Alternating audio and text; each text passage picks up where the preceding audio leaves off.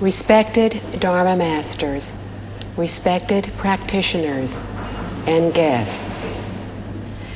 In the last talk on Liao Fan's 4 lessons, we learned of Mr. Liao Fan's sincerity in honoring his teacher and revering his teachings.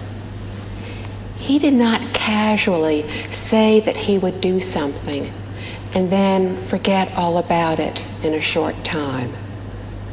Instead, he had the rare ability to immediately understand and believe everything the Master told him.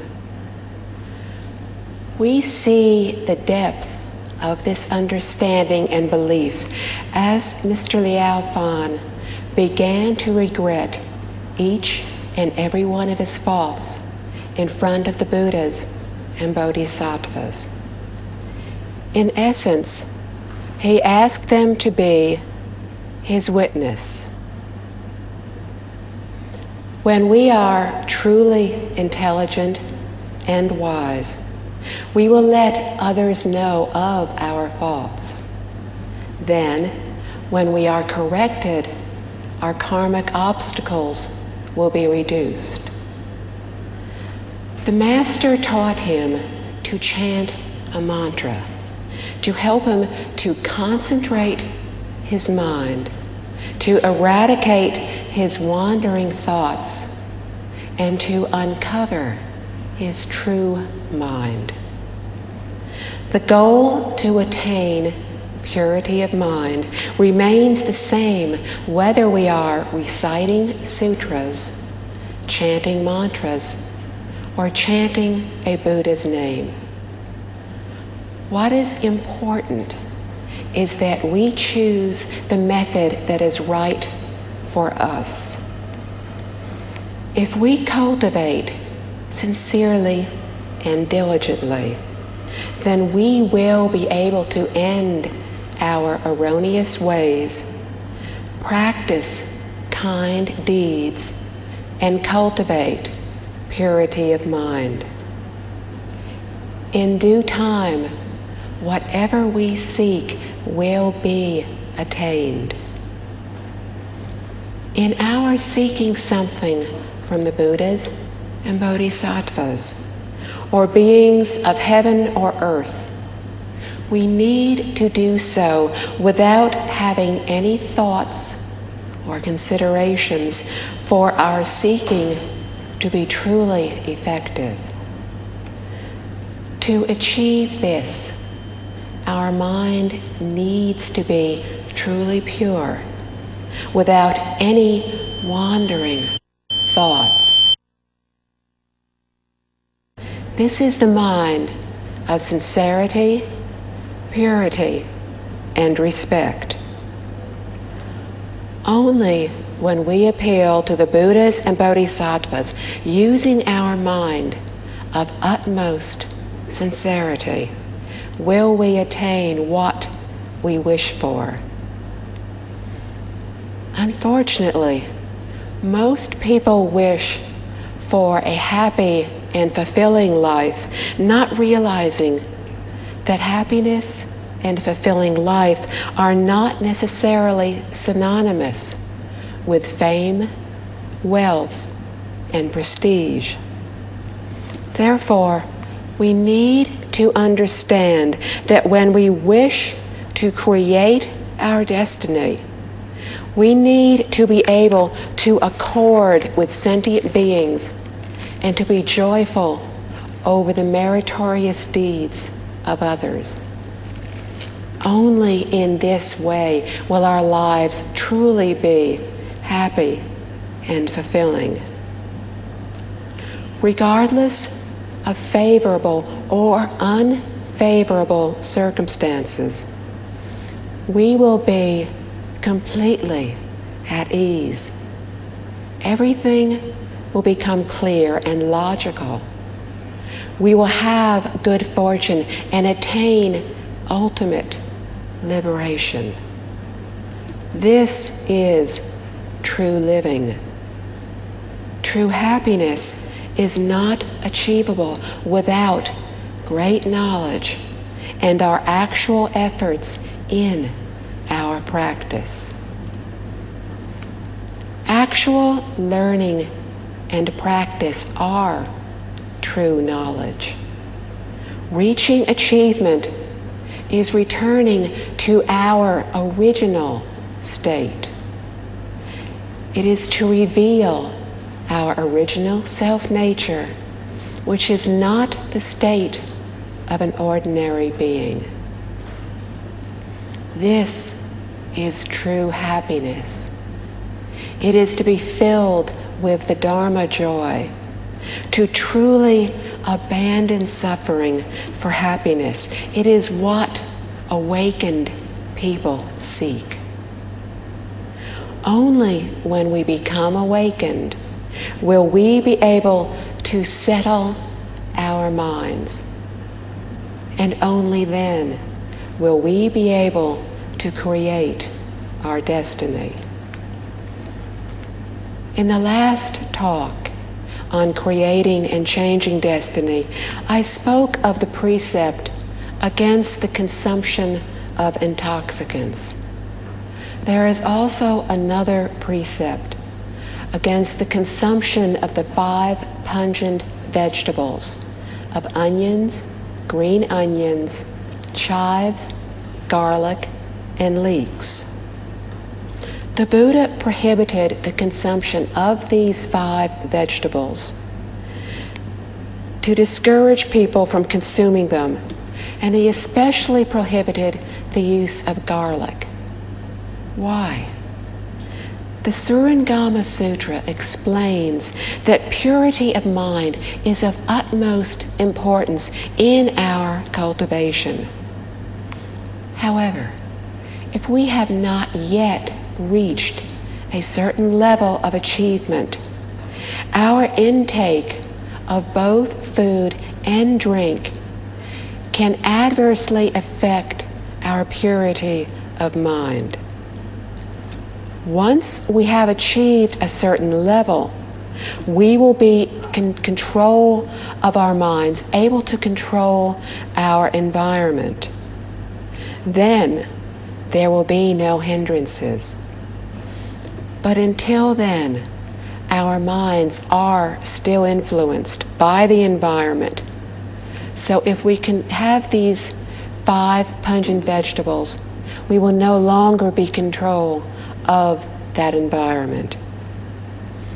The Buddha told us that when we eat these 5 vegetables, it can increase our irritability when we consume them raw. To eat them cooked can increase our hormone production. So there are many reasons why the Buddha set up these precepts. In other words, whether we eat these raw or cooked, they are forbidden because they can adversely affect us, increasing our afflictions. Some lay people have said, if we cannot eat these vegetables, then we do not wish to become vegetarian. We need to understand the reasons behind this and all precepts. If these vegetables are used as seasonings, they will have no adverse effects. For example, if we stir fry 1 or 2 cloves of garlic into a dish, it will not cause any harm. Thus, when we understand the reasoning, we will see that Buddhism is very logical and very flexible. There are exceptions to strictly observing the precepts, even after receiving them, that enable us to introduce Buddhism to others. Therefore, at certain functions, we need to behave wisely, to adapt ourselves to the current circumstances, and to make use of the opportunity to introduce Buddhism to others.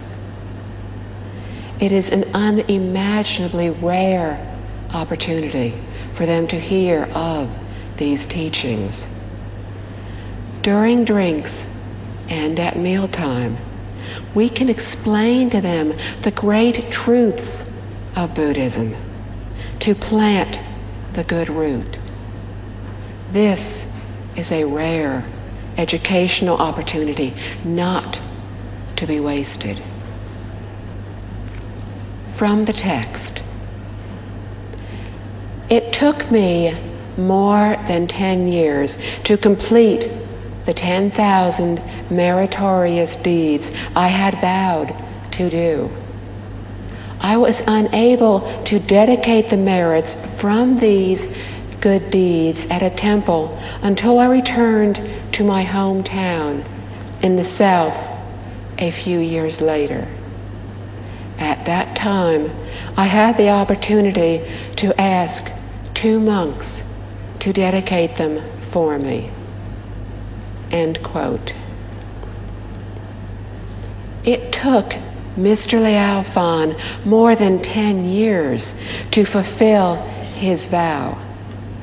Because he had a post with the army that required traveling, he did not have a chance to dedicate the merits. It was not until the year after he had fulfilled his vow to accomplish the good deeds that he had the opportunity, the chance to do so. He engaged the services of several monks at a temple to dedicate the merits on his behalf after having completely fulfilled his vow to accomplish the good deeds. Upon making his pledge, he had written to gods or to spirits to express his sincerity and earnestness in turning over a new leaf and in accumulating merits and virtues. Upon completion of his 3,000 meritorious deeds, he dedicated them to repay an obligation and for the fulfillment of his wish. From the text. Then I made my second wish, and that was for a son. I vowed to complete another 3,000 meritorious good deeds.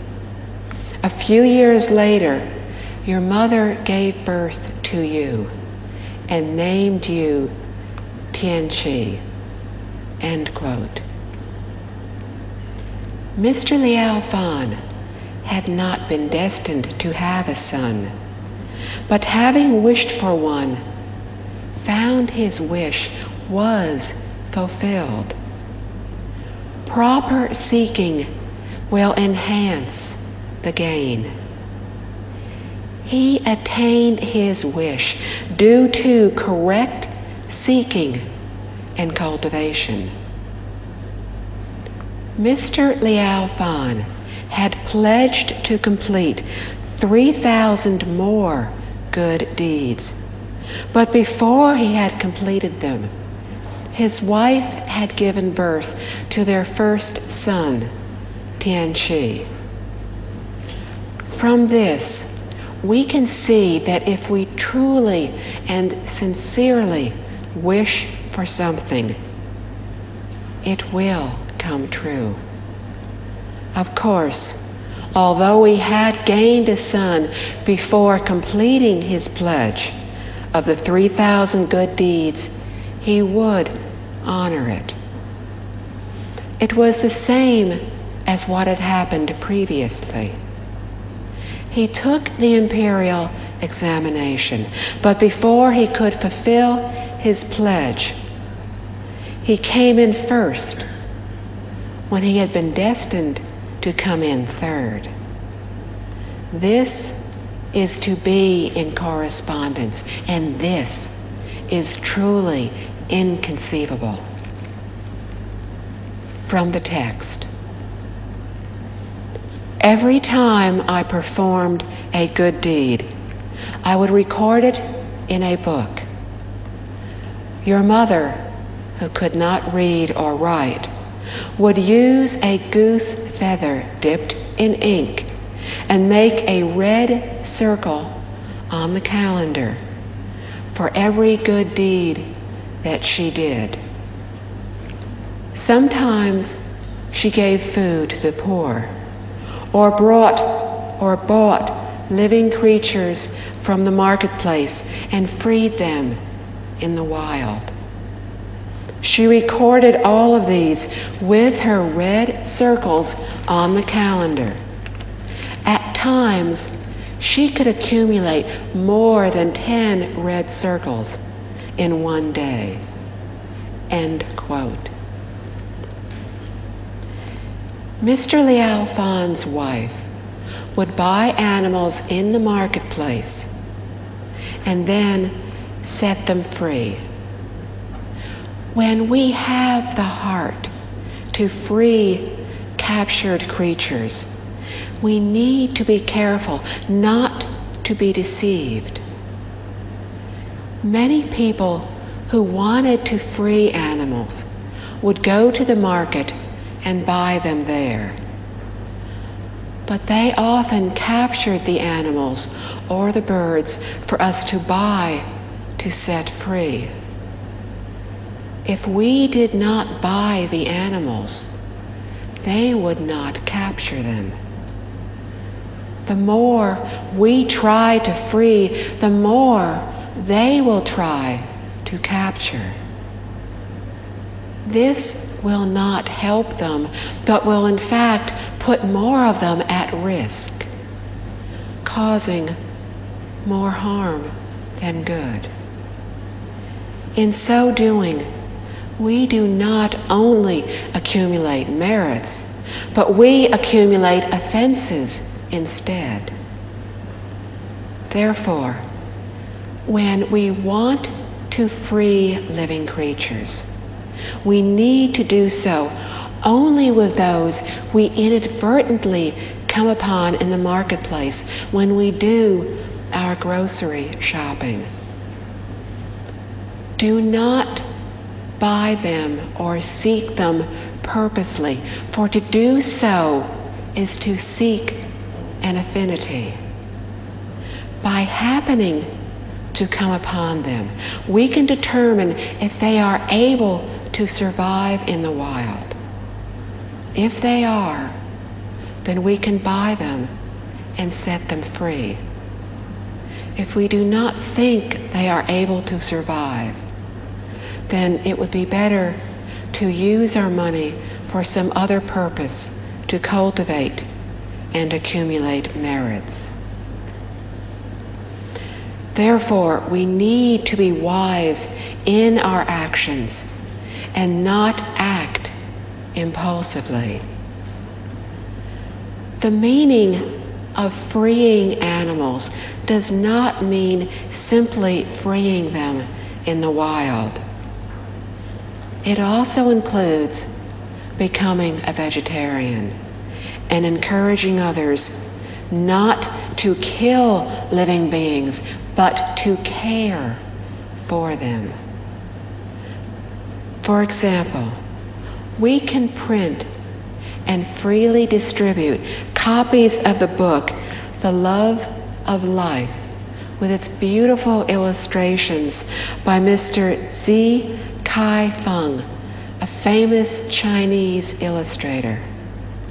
However, parts of this book are in classical Chinese, so perhaps someone could update the classical Chinese with phonetic pronunciations to update the book, as well as putting the illustrations into color. To do so would help today's children nurture the desire to help and care for all living beings.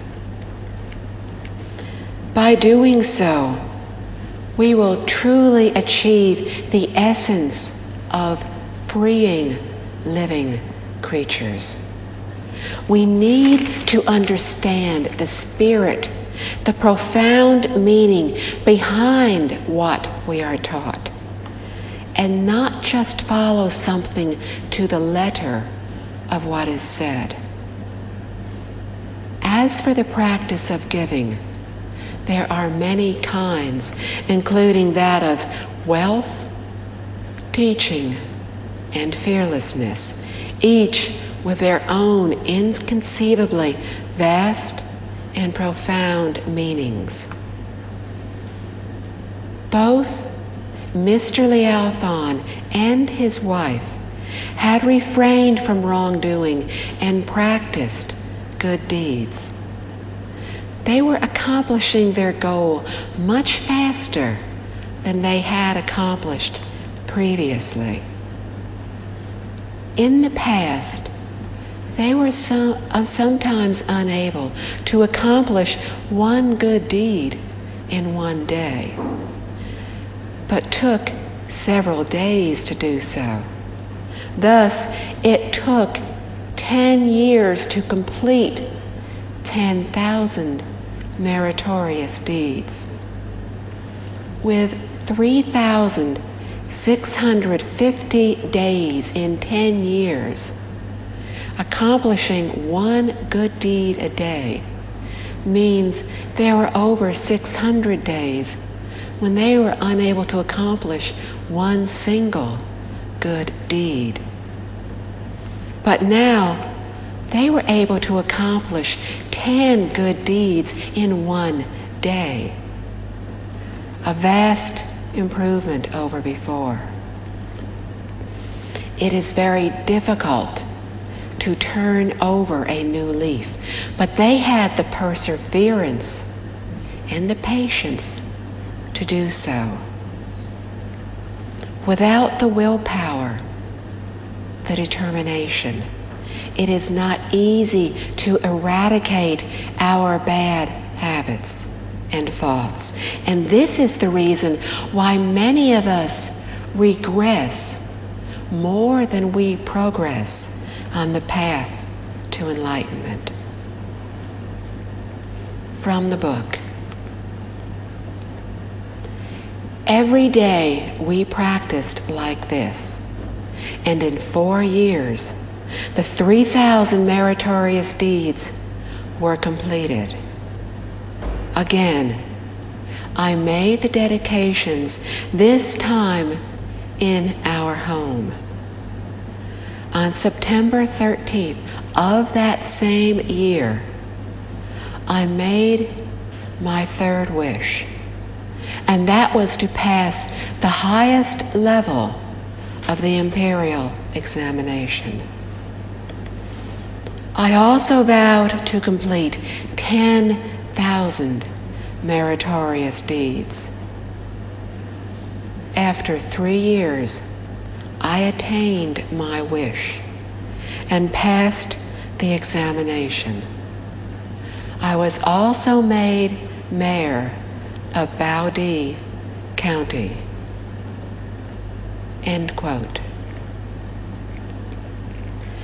From 1580 to 1583, it only took Mr. Liao 4 years to complete the second pledge of 3,000 good deeds, whereas it had taken 10 years to complete the previous good deeds. This time, he again engaged the services of a monk to make the dedication at his home. On September 13th, he made the wish to pass the highest level of the imperial examination. He had not been destined to pass this particular examination at all. However, his destiny had also not included having a son, but he had attained one through his seeking and practice. It would also be a variable. If his wish to pass the examination were to come true, although he had not been destined to pass it. Everything that Master Yuangu had taught him had been proven true. Now he pledged to complete 10,000 good deeds. In 1586, only 3 years after his pledge, as expected, he attained his wish and passed the imperial examination. After this, he was assigned by the imperial government to be mayor of Baodi County, a position that had not been in his original destiny. Previously, he had been destined to be a mayor in Sichuan province, in southwest China, far from Beijing. But now, he was assigned to Baodi County, very close to Beijing, the capital. Baodi is southwest of Beijing and currently in Hebei province. From the book. When I served as the county mayor, I prepared a small book to record my merits and faults, and called it the Book of Cultivating the Mind. From then on, every morning when I started to work in my office, my servant would bring the book and have the guard place it on my desk. I would record my every deed, good or bad, no matter how small. At night, I set an altar in the courtyard and put on my official uniform to emulate the way of Mr. Zhao, an officer in the Song dynasty. I burned incense and reported all my deeds to the heavens. End quote. This helps us to understand how he felt about managing public affairs after he came in to office, of his wish to create good fortune for all those whom he was responsible for. At this time, city or county mayors were chosen by the imperial government. They were not elected. Mr. Liao was a very good county mayor. He refrained from any wrongdoing, cultivated good deeds, and accumulated merits and virtues. At the beginning of his term of office, he prepared a blank notebook and named it the Book of Cultivating the Mind. He used it every day to record his deeds, good or bad, so that he could be watchful over them and thus learn how to discipline his mind. Every day, Mr. Liao handled public affairs and served as an interrogator in the judicial system. This is unlike today, where the judicial and legislative departments are separated. In ancient China, the mayor managed both judicial and legislative cases. He carried the notebook with him wherever he went. When on duty, it would be placed on his office desk. Whatever good or bad things he did, big or small, He faithfully recorded them to see when he would be able to fulfill his pledge of 10,000 meritorious deeds. At night, he would go out into the garden and set up an incense altar. In the manner of Mr. Zhao, he then reported to gods and spirits everything he had done throughout the entire day, not hiding anything. Many ancient people followed this practice.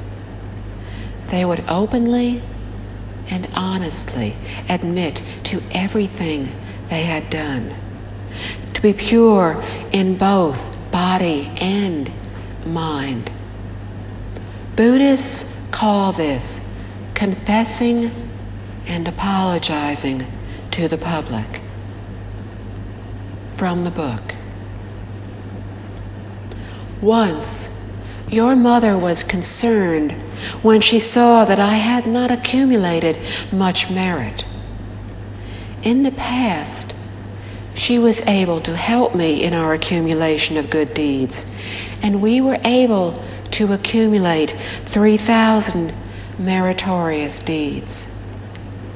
Now, I had made a pledge to complete 10,000 good deeds, and there were fewer opportunities to practice them at the government residence. She worried about how long it would take before my vow could be fulfilled.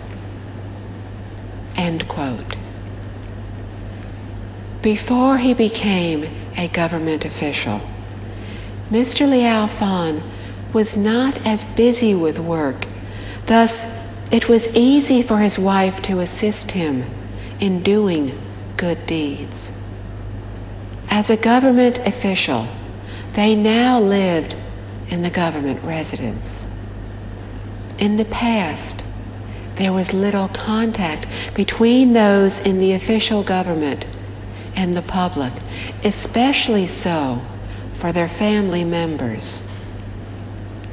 Therefore, she was no longer able to help him in cultivating and accumulating good deeds. She worried when they would be able to fulfill the pledge of 10,000 good deeds. From the text. That night, after your mother spoke these words, I dreamed of a heavenly being and told him of my difficulty in completing the 10,000 good deeds. The heavenly being told me that when I became a mayor, I had reduced the taxes on the farmlands. That was a great good deed. And that deed itself was worth 10,000 merits. My vow was already fulfilled. As it turned out, the farmers in Baodi County had to pay a very high tax. And when I came to office, I reduced the taxes on the farmlands by nearly half. But I felt strange and bewildered. How had the heavenly being known about the tax reduction? I still had doubts and wondered how a single deed could be worth 10,000 merits. End quote. After he had become the county mayor, Mr. Liao had reduced the taxes on farmlands by almost half. But he did not understand how a heavenly being could have known about this. Could it really have happened? The amount of the decrease was substantial. Thus, all the farmers in the county had benefited from this act. Actually, far more than 10,000 farmers in the county had benefited this. So this could have easily fulfilled his pledge. However, he was uncomfortable for two reasons. First, how had the heavenly being known what he had done? Second, could this one act really be worth 10,000 merits and virtues?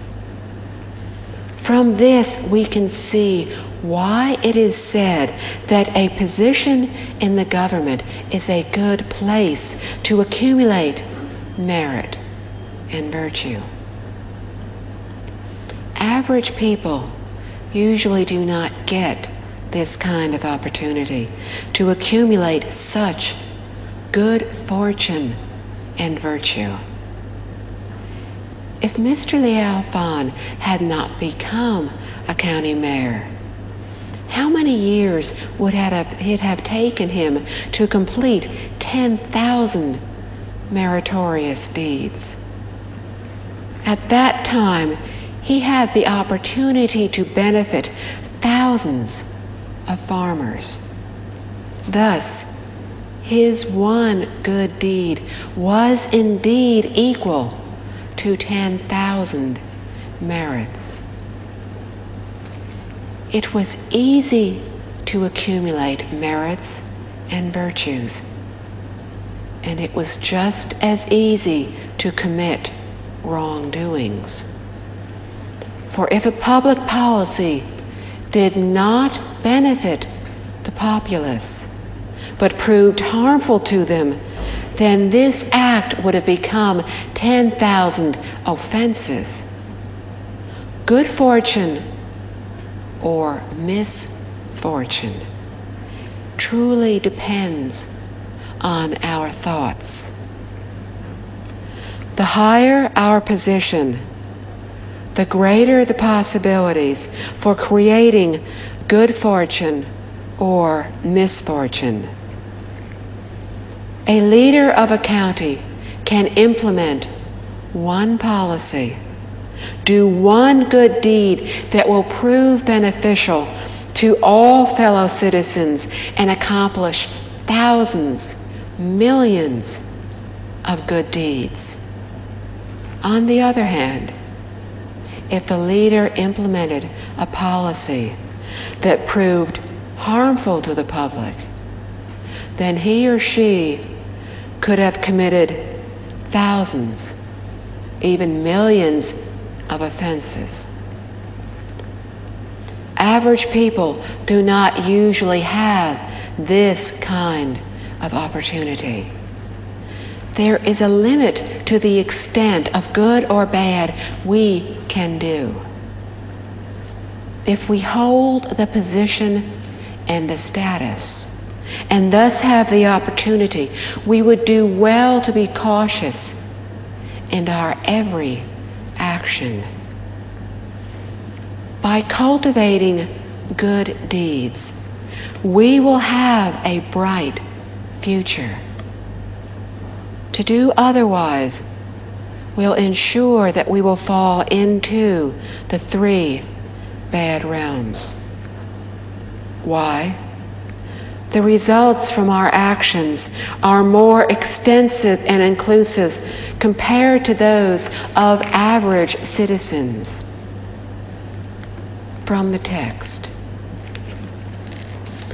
Coincidentally, the Zen master Xuan Yu was traveling from Wutai Mountain and stopped in Baodi.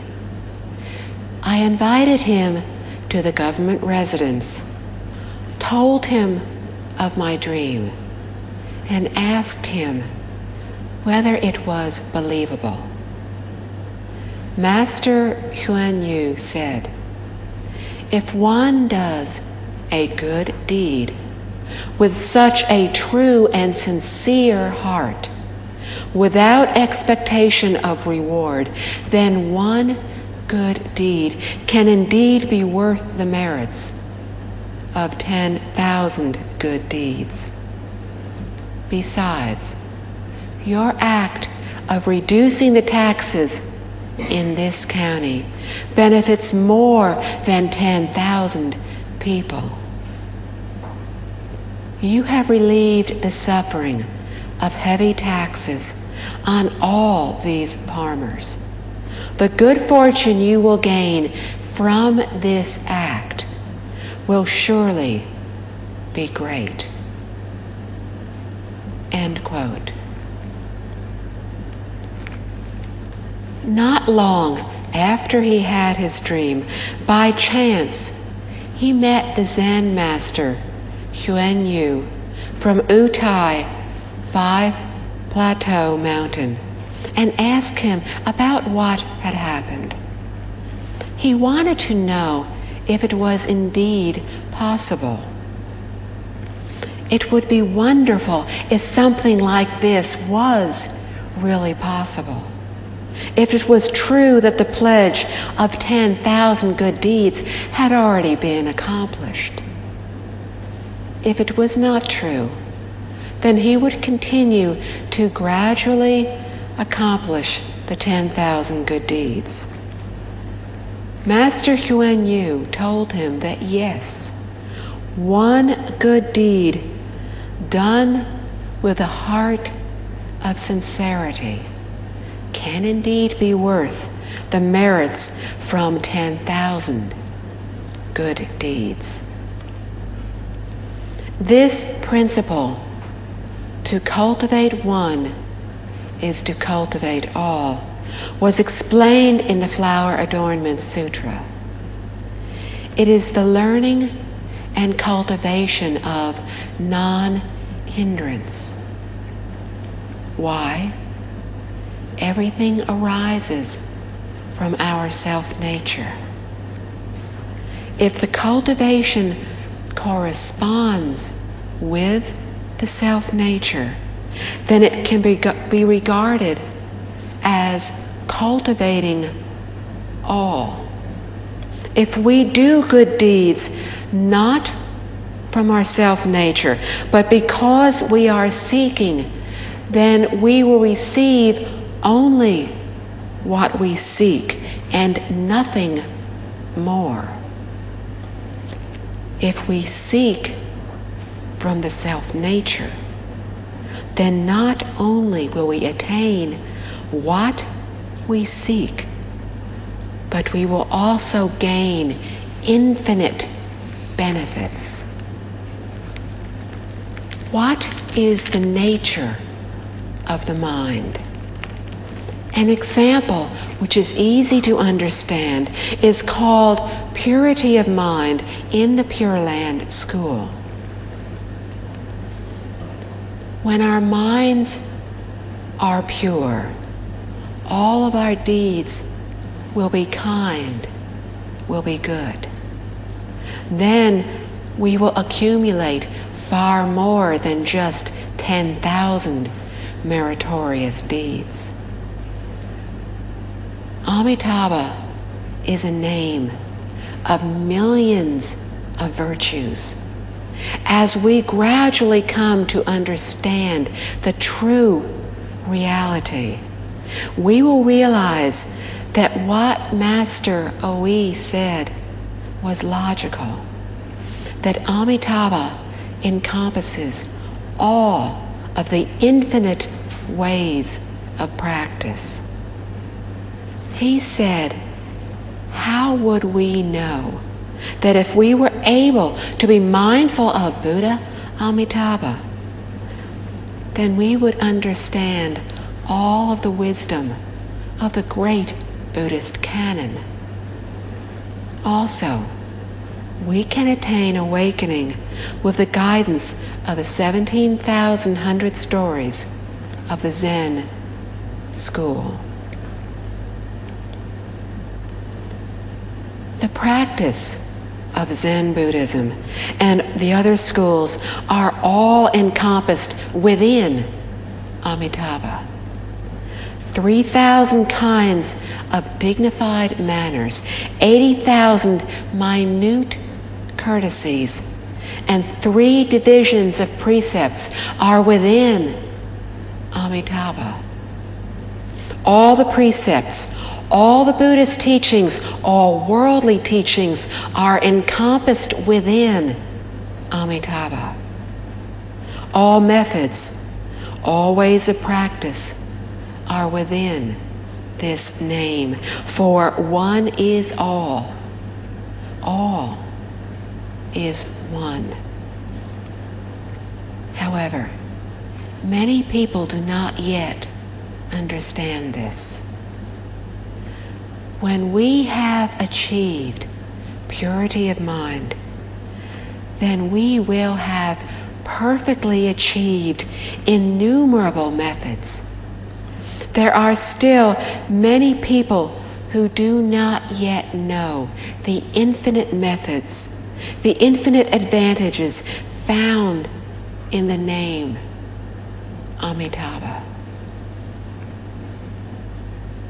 When we give rise to thoughts, all Buddhas, all Bodhisattvas, all spirits of heaven and earth instantly know them.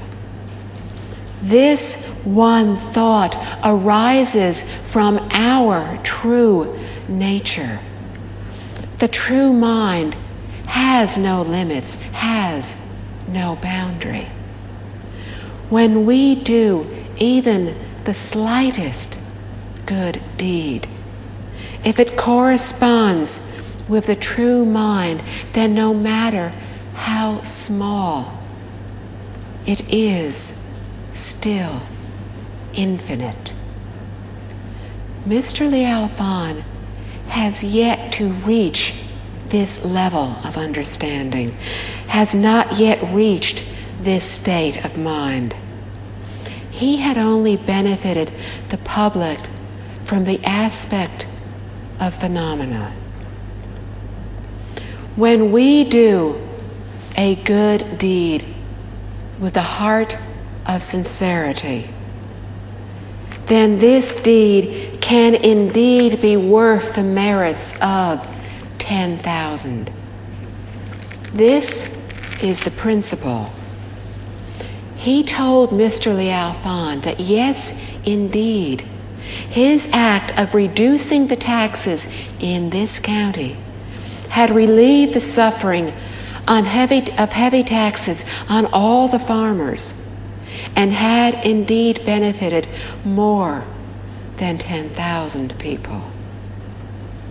However, Mr. Liao had yet to understand this, as his completion of the 10,000 good deeds was done from the phenomena aspect.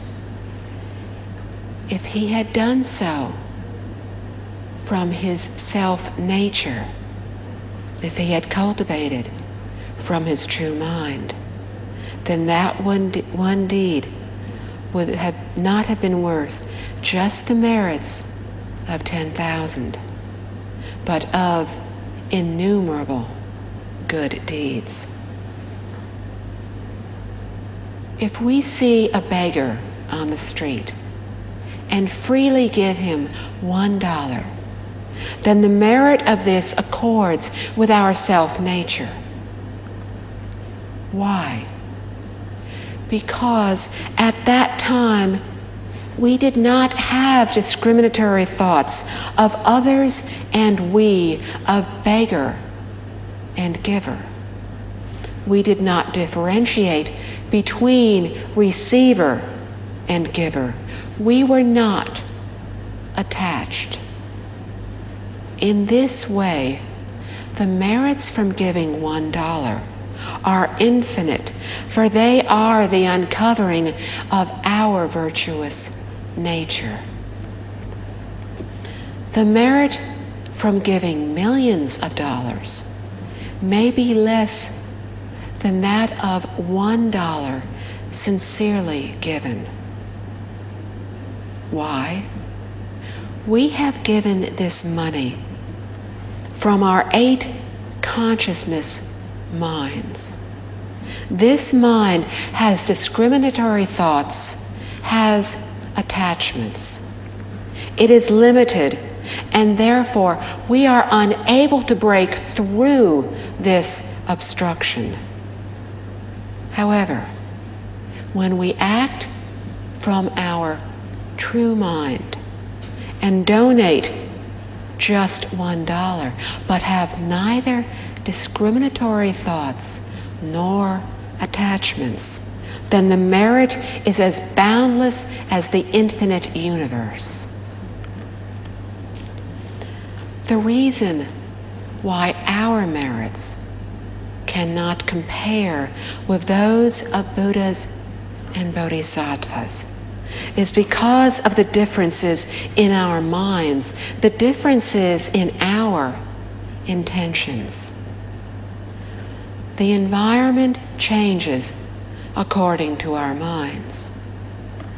We, as ordinary people, are very narrow-minded. No matter how much good fortune or merit we cultivate, we will always be bound by our discriminatory thoughts and attachments. These thoughts and attachments no longer bind Buddhas and Bodhisattvas. Even when they perform a small deed, their merits are infinite.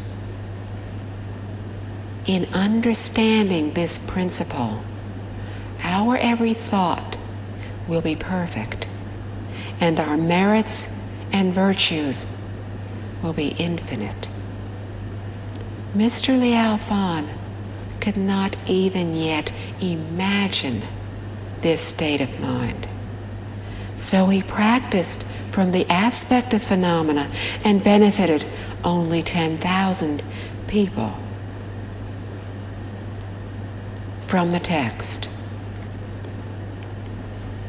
Upon hearing his words, I was overwhelmed with gratitude and immediately gave all my savings for him to take back to Utai Mountain. I asked the master to use the money for a food offering for 10,000 monks and to dedicate the merits for me. End quote. It was rare to see a person like Mr. Liao who would, without having to think it over, give his savings to the Utai way places to provide meals for 10,000 monks. Usually, when laypersons wished to be generous, they would donate money for meals for 1,000 monks and nuns. But Mr. Liao wanted to do so for 10,000 to fulfill his great vow of 10,000 deeds. During the Ming and Qing dynasties, Buddhism flourished. Thousands of monks and nuns lived on the 4 great mountains in China. The 10,000 who lived on Utai Mountain was actually not an especially large number. The mountain with the most people was Putao, with around 30 to 40,000 monks and nuns.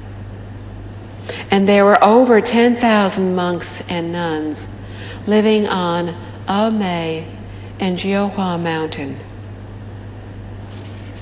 These mountains symbolized Great Conduct Bodhisattva and Earth Treasure Bodhisattva, respectively.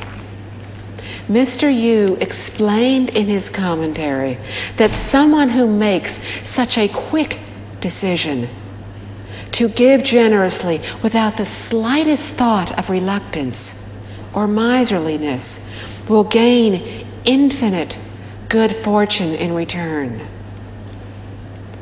This generous giving, without the slightest doubt, showed that Mr. Liao was an honest official, not at all corrupt. How much money could he have? He gave all of his savings to provide food for 10,000 people. He came from a poor but honest family, and he was very rare in that he deeply understood the law of cause and effect. He would never have taken anything that was not his, something not readily achieved by most people. While we do good deeds, most of us will only do the minimum. In this case, we might have given $100 and felt very pleased with ourselves. Unlike Mr. Liao, who gave everything he had, a very rare person. From the book. Mr. Kong had predicted that I would die at the age of 53. However, I survived that year without illness, although I did not ask the heavens for a longer life. Now, I am 69. End quote. Mr. Liao was destined to die at 53. It was a very accurate prediction. He would die in his home on August the 14th at the age of 53. He would die in the morning between the hours of 1 and 3.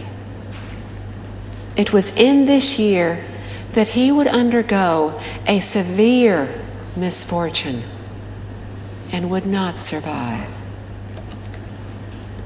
Mr. Liao wrote his book at the age of 69. He had not sought to live beyond 53. However, he passed the year in good health without encountering any severe misfortunes. It is obvious that the issue of birth and death, of long life, is of utmost importance in our lives. If long life can be sought, what is there that we cannot seek? Without long life, it would be difficult to seek attainment and enjoyment of fame, wealth, prestige, and children. This seeking has to be done properly, in accordance with the teachings. It has to be done from our mind, from our heart of utmost sincerity. In this way, there is nothing that cannot be attained. If we were to seek from the outside, as Master Yuan Gu had said, then we would lose both inside and outside. There is nothing that cannot be attained. Whether we are Buddhists seeking good fortune, or Chinese seeking good fortune, long lives, and children. Indeed, we can seek to attain more good fortune and even longer life, more children and grandchildren. Nothing is unattainable. We have seen that Mr. Liao gained good fortune, long life, and children to totally surpass the constant in his destiny. These were what he gained through cultivation, because these were not destined. from the book. The book of history explains that destiny exists, but it is difficult to be believed by most people because it is very changeable. End quote. The book of history is one of the 5 classics. The others are the book of songs, the book of changes, the book of rites, and the spring-autumn annals.